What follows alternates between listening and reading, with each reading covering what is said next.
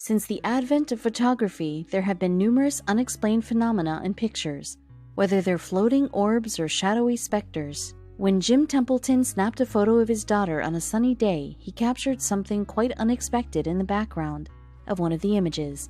It appeared that their family outing was crashed by a mysterious visitor, but who or what was it? It was 1964, and the Templetons wanted to enjoy a rare sunny day in England. Jim, along with his wife Anne and daughter Elizabeth, traveled to Burgh Marsh, which overlooks Solway Firth in Cumbria. As Elizabeth enjoyed the day, her proud father took 3 pictures of her wearing a fancy new dress. While they were there, Jim only noticed 2 elderly women sitting in a car, but no one else was anywhere near them. Jim later took the photos to a chemist who developed them and pointed out an odd detail. Even though the family was alone that day on the beach, it appeared that someone was standing behind Elizabeth. The figure, dubbed the Solway Spaceman, only appeared in the second picture captured that day. In the image, a grainy figure appeared all white, and some kind of helmet appeared behind Elizabeth's head. Jim was shocked. How dare a mystery man appear behind his 5-year-old daughter? He reached out to the local police department. The investigators didn't feel like there was cause for alarm, but this didn't satisfy Jim. It came to the attention of the local paper, the Cumberland News. From there it ran and ran. It was picked up by the Daily Mail and Express, said Dr. David Clark, an author who specializes in UFOs. After the story ran in the local newspaper, Jim received thousands of letters with theories. Up until his death in 2011, people continued to contact him with new ideas with who the Solway Spaceman was. Jim even repeatedly insisted that 2 government workers appeared at his house and wouldn't give him their names. They only wanted to be called Number 9 and Number 11. The pair wouldn't show Jim any identification or proof they worked with any national agency. Next, Jim describes driving the men to the site of the discovery. They drove him. When they arrived, Jim clarified that he hadn't actually seen the spaceman in person while he was taking the pictures.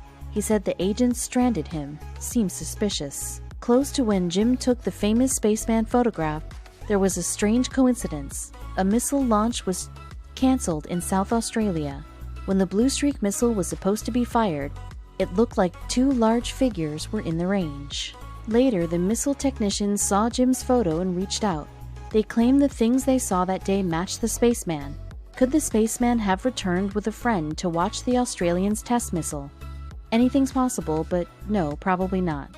As Jim dug through the letters and calls, more theories emerged. Some people claimed it was a spirit. Others believed Jim or his daughter had psychic powers that they had not been aware of. Dr. Clark said, definitely creative. Another explanation is more realistic. Many believe the mysterious figure was actually Anne. Jim took the picture on a Pentacon F SLR camera, which hides about 30% of the image in the viewfinder. This could be why Jim didn't see her. If this is true, then Anne would be standing away from the camera, and the overexposure of light made her blue dress stark white. Her light blue dress appears in other pictures as well. Ufologists heartily disagree with this theory. Looking at the picture, they argue that the simple explanation makes the most sense, and to them, it's the idea that a random space traveler happened to be secretly standing on Earth and appeared in Jim's picture. When Jim captured the picture, the space race between the US and Soviet Union was only getting started. With a growing collective interest in aliens, people were looking up at the universe and wondering what could be hidden out of sight. There was a whole series of photos, usually taken with box brownie cameras, showing flying saucers like you would see in Doctor Who, War of the Worlds, and B-movies, Dr. Clark said. Jim's picture is much more exciting than others from this time, though. Though the image is striking, it follows a clear pattern. Ever since the invention of photography, there have been pictures of angels, fairies, and spirits, Dr. Clark said. If Jim had taken this photo in 1864 instead of 1964, he would have taken it to the spiritualist church, and they would have said it showed a ghost. The Solway Spaceman continues to inspire viewers more than 50 years later.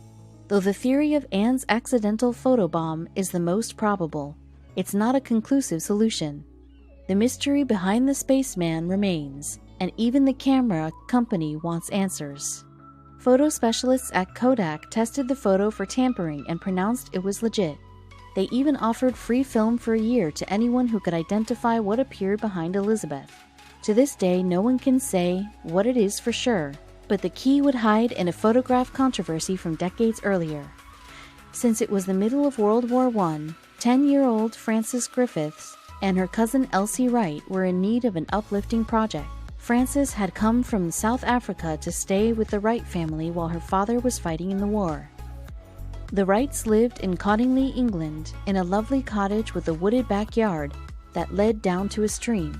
Frances and Elsie, who was 16 and very artistic, spent many of that summer morning playing by the water, escaping the stressful world around them. However, as youngsters do, they often got in trouble. They returned daily from the stream with shoes and clothes soaked with water, and Elsie's mother Polly was tired of it. When one day she had enough, they had an excuse ready. "We're only going down there to see the fairies," they told her, and said they could prove it. Elsie asked her father, who was a hobbyist photographer, if the girls could borrow his camera to provide photographic evidence. He chuckled at the idea but obliged, thinking there wasn't any harm in letting the youths have a little fun. Frances and Elsie trooped out to the stream, camera in tow. When they came back half an hour later, they returned the camera to Mr. Wright with the triumphant declaration that they had gotten a photo of the fairies. He was intrigued. What on earth could the photograph possibly look like? After dinner, he took the photographic plate into his darkroom to develop it. Lo and behold, there was Frances gazing into the lens, and in front of her danced several fairy-looking creatures. Arthur Wright was not easily fooled. He knew Elsie was a skilled artist and that she'd worked in photography studio for a bit. "These are paper cutouts you photographed," he decreed, putting the developed plate away. A few months later, the girls asked to borrow the camera again, and again produced a photographic plate to Elsie's father to develop, this time of Elsie reaching her hand out to a gnome. Exasperated at what he deemed a foolish prank, Mr. Wright told them to knock it off. He worried they'd been messing with his camera and wouldn't let them borrow it anymore. But when Polly saw the photo, she was fascinated.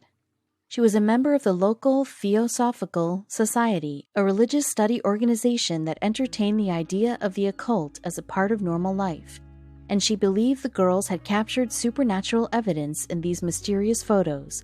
So at the Society's next meeting, she brought along the plates. Frances and Elsie didn't think much of letting her show the photos around, but then the story began to snowball.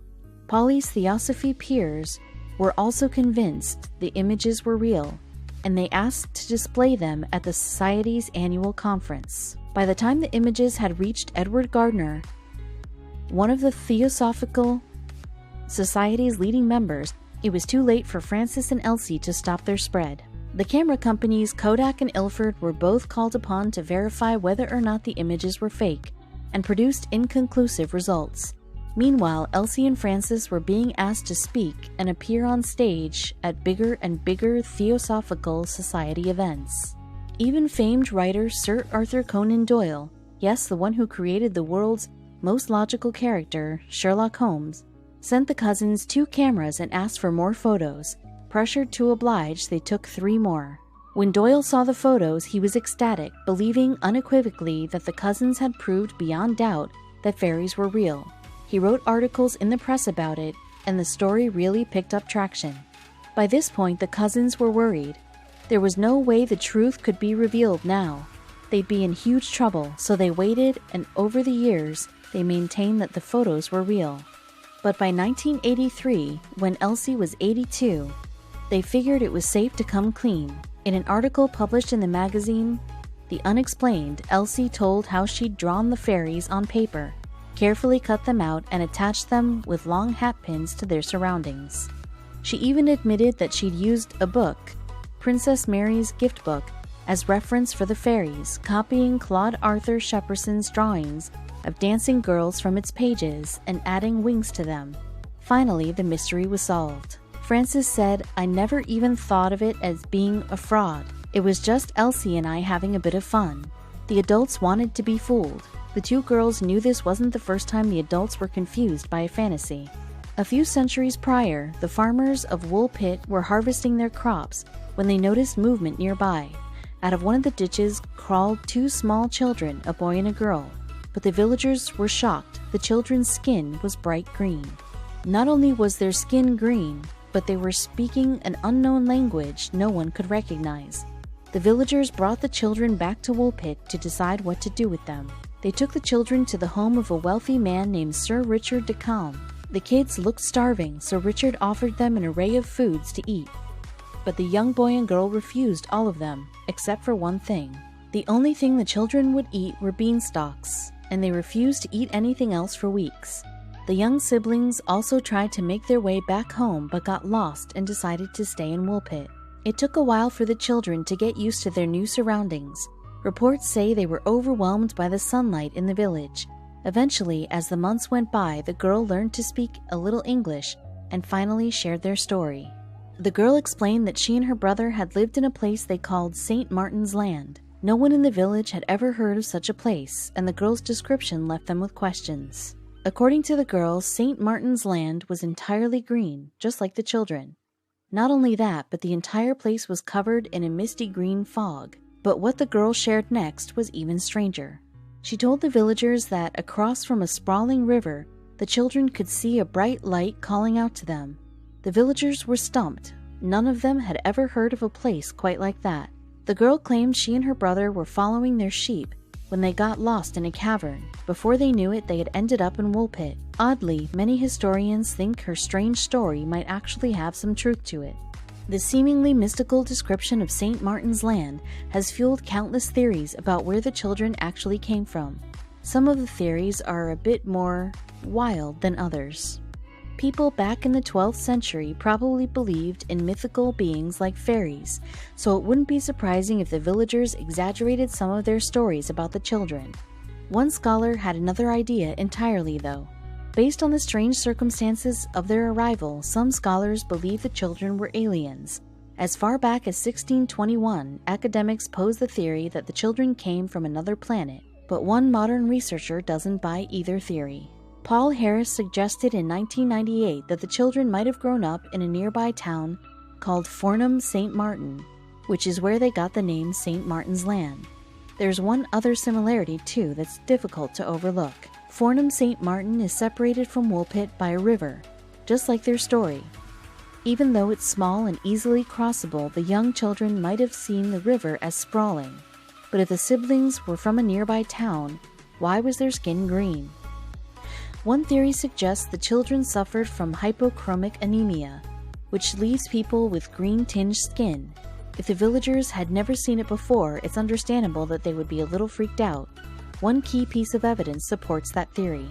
Hypochromic anemia is caused by a poor diet. Several reports about the children suggest that they were near starvation by the time they were found, which would line up with the disease's symptoms. But why were they running away in the first place?